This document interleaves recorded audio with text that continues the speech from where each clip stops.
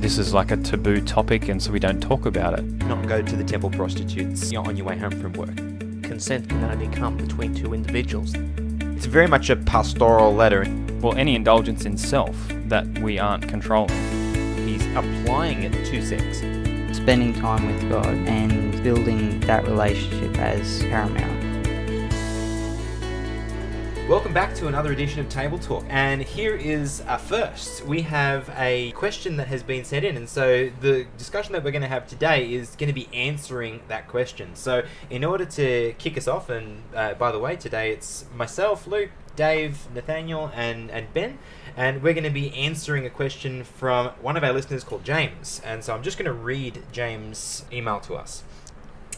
Dear friends, I would like to get your understanding in regards to my question below, as it pertains to 1 Corinthians chapter 7 and verse 5. Do not deprive one another except with consent for a time, that you may give yourselves to fasting and prayer, and come together again, so that Satan does not tempt you because of your lack of self-control. I was wondering what Paul meant when he said come together again so Satan doesn't tempt you because of your lack of self-control. I was thinking possibly Paul was encouraging married couples not to stay away from intercourse too long because of their lack of sexual self-control, which Satan could try to use against them for the purpose of trying to get them to commit adultery in the mind, which would lead to the physical act. So my question is, what are your thoughts as to what Paul meant by this?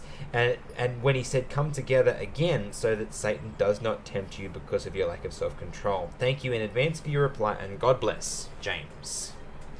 Thanks for asking, James. Yes, absolutely. So there are elements of this that make it a very interesting question, because there's multiple levels at which we could tackle it, but what do you guys think?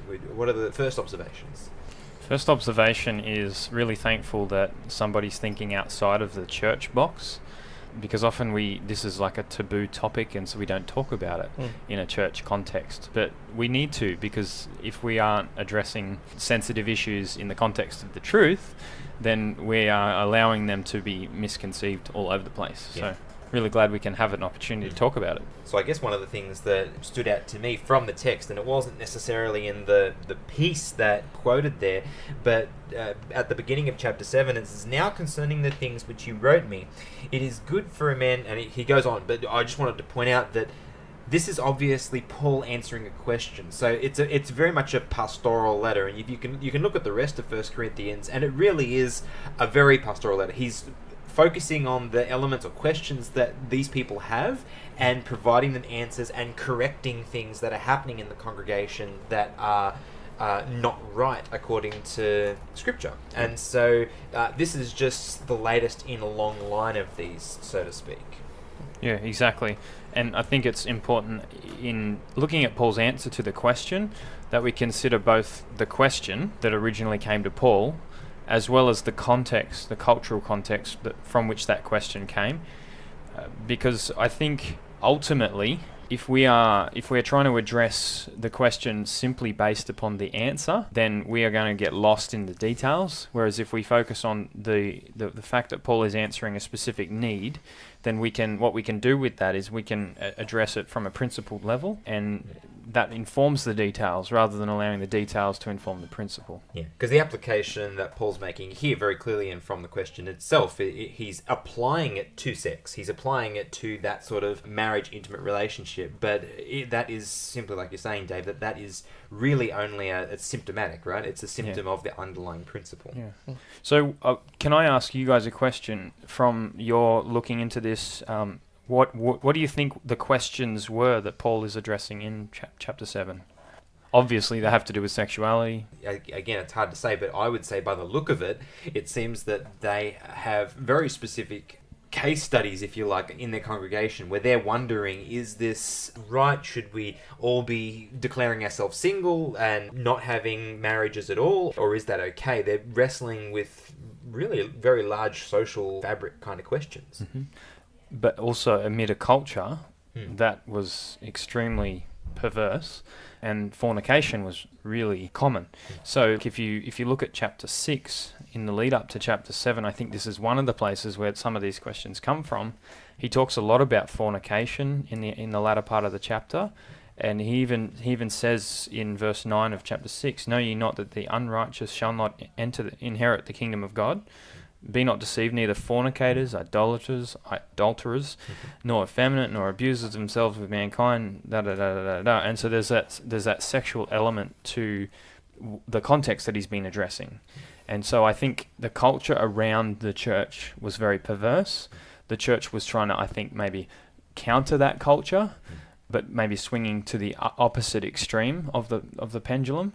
And like you're saying, in addressing that, they were going to the place where they were actually placing themselves in danger of swinging them back to the other side of the pendulum where the society was at. Whereas I think what Paul is trying to say is if we're not swinging, if we're trying to follow that middle ground, the safe path that the Bible outlines for us, then ultimately we're going to be, well, like I just said, I suppose, on a safe journey. The root issue here, like you talk about the principle that's being involved, really when we boil it down to talking about relationships, just looking a little before the passage we quoted before, verse 3 even, let the husband render to his wife the affection due her, and likewise also the wife to her husband. The wife does not have authority over her own body, but the husband does. And likewise, the husband does not have authority over his own body, but the wife does. One of the things that I think is happening in the underlying sense here is he's pointing out that if there are two people that are in a relationship that is according to God's principles, it will be a selfless love. It will be seeking what's best for the other person. So he's saying that yes, marriage is fine. You don't have to go to that extreme. But if you are in a marriage, this is the kind of marriage that God expects. It's one where there is total love and trust and seeking the best for the other party, not just you. I mean, in verse 5 it even says, except it be with consent for a time. Consent can only come between two individuals. They must talk and come to an agreement before they split apart and then come back together. And the understanding that Paul is bringing this line of reasoning from is that in a marriage you have committed to each other these very things. And so he's saying it's only reasonable to treat the other person's needs as greater than your own and them to be treating your needs as greater than their own, because that's what you agreed to.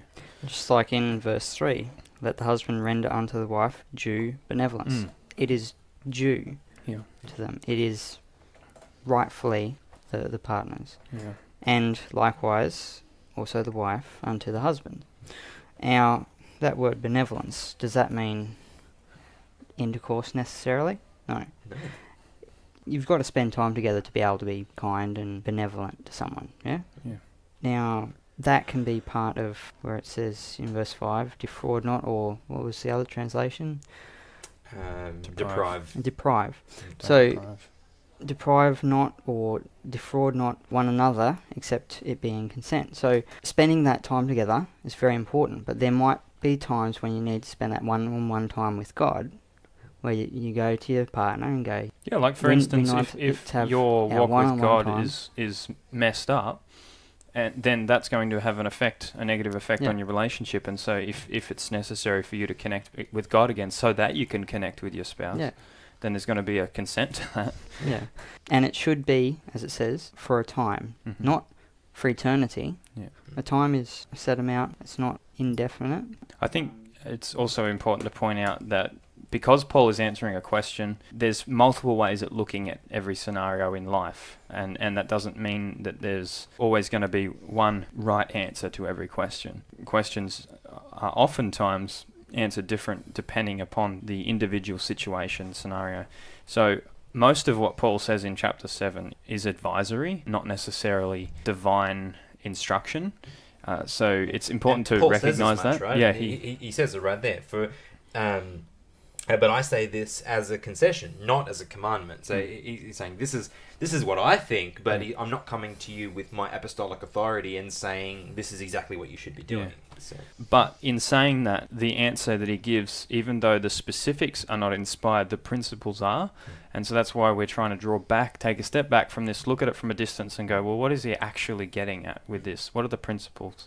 And I really like what you're saying, Nathaniel, because if we treat this on a principle level, then it's talking about intimacy, yes, but intimacy is so much more than sex. Sex is only as good as it was designed to be when every other form of intimacy is successfully occurring in a relationship. And so, like you're saying, quality time is a massive preparatory work for the physical act of sexual intimacy. And I think Paul is getting at the fact that if there's this mutual connectivity in an intimate relationship, then that's going to breed giving of self, so that everyone's needs are being ministered to. And so I guess to answer James in a way a little more directly, yeah, I do agree that he is saying that it's good for people to be married, because if you're married and you are looking for intimacy, you are looking for a relationship, you are looking for that quality of connection with someone, of course that's going to help you to remain pure and not, especially in their culture, and not go to the temple prostitutes on your way home from work. That of course is something that is helpful, and I believe that is what he's talking about. But the deeper issue, and I believe the more important one, like you're saying, Dave and Nathaniel, that issue of intimacy. And so if we are having true Christ-like love in our marriages, then that's what it's going to look like. It's going to be that mutual decisions to serve one another as best as possible, only modified by our love for God. So the only reason that we would not be coming together would be, like you're saying, a relationship with God has got trouble, and we need to work on that. Well, getting to the practical side of it, it ultimately comes down to communication. Human beings aren't mind readers. You need to be able to communicate. I mean, you pick up any sort of self-help book when it comes to relationships. The first chapter, 9 times out of 10, is going to be communication. So you need to communicate with your other half and talk to them, see what their needs are, and express yours, and work together to be able to see to their fulfillment. You need to be able to come together and work out how you can move forward. Sometimes if there isn't a disagreement, sometimes it is good to agree to separate for a time, have that communion with God, so that you can both get your thoughts straight with God, then come back together and think about it without having that heated annoyance or whatever is going on, without that playing in your mind, so that you can allow think. the ego to recover a little. Yeah. I think we've said it, but just again to spell it out, James asks specifically about what is this coming together again business. Well, we've said over and over again that the coming together is after a time with God.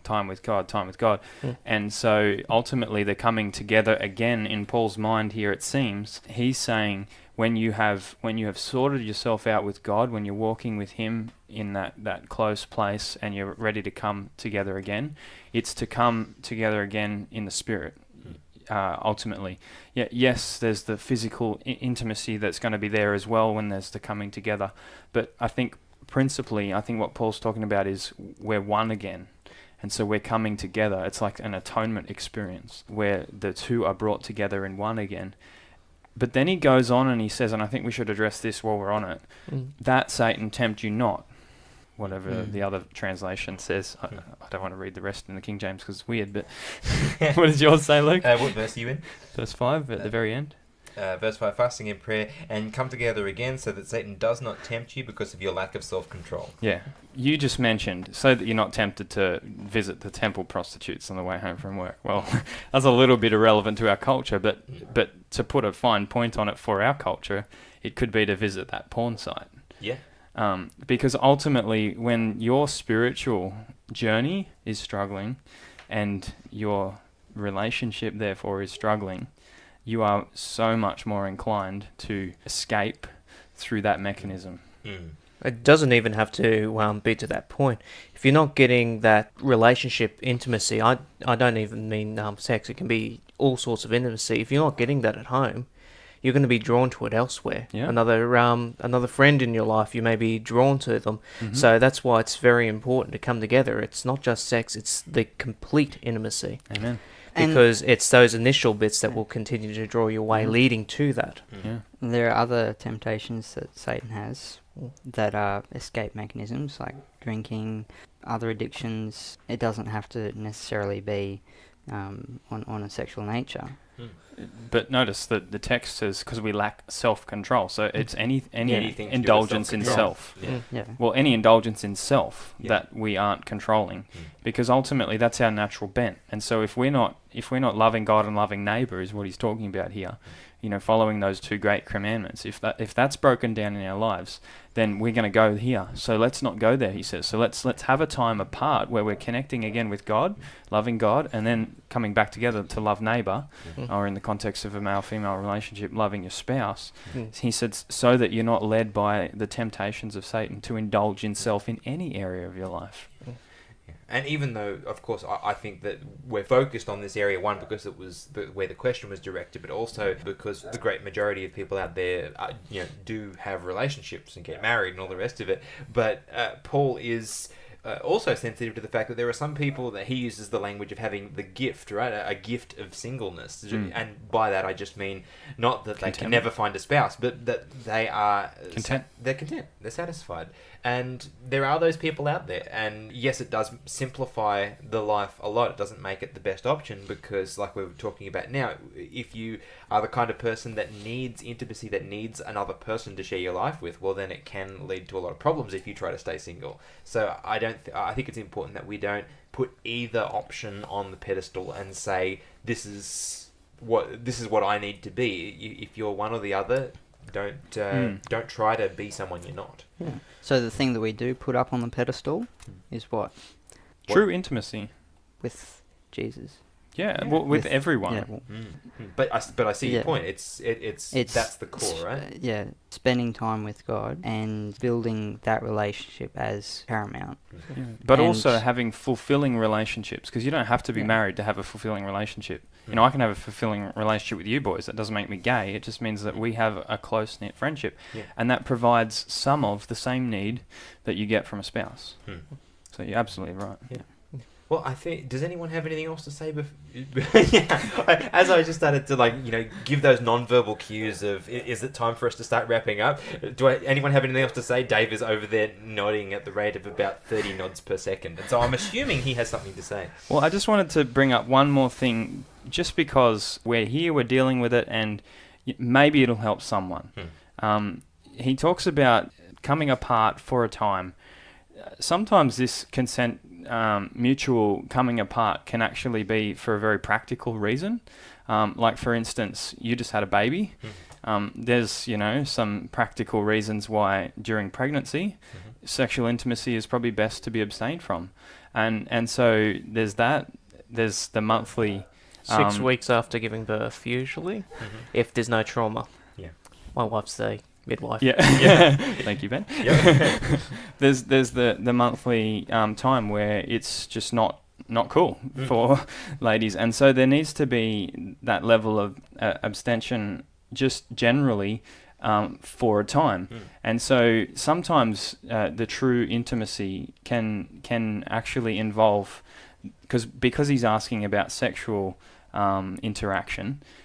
Sometimes true intimacy can involve that mutual coming apart from sexual intercourse for a time, just for very practical reasons too. Yeah. So just thought it's worth mentioning. Yeah, absolutely. And seeing you've brought that up, just what I was just thinking then is in the text it mentions self-control, and I think as we grow in our relationship with God, we also then grow in our relationship with our spouses, with the people that are around us, and we learn that self-control as a product of the maturing of those relationships, and it makes all of our relationships better. It's not just in that one sense, like you say, it's applicable across the board. So. Because it's all about ministering to others before ourselves. Yeah, I'm done. Oh, cool. Well, thank you guys. It was a great discussion. James, I hope that answered your question. And anyone else out there, if there's any Bible verses that are on your mind that you'd like to hear our perspective on, please, by all means, send them in to us. Jump onto our website, oztabletalk.com.au, and we really look forward to catching you next time. Bye.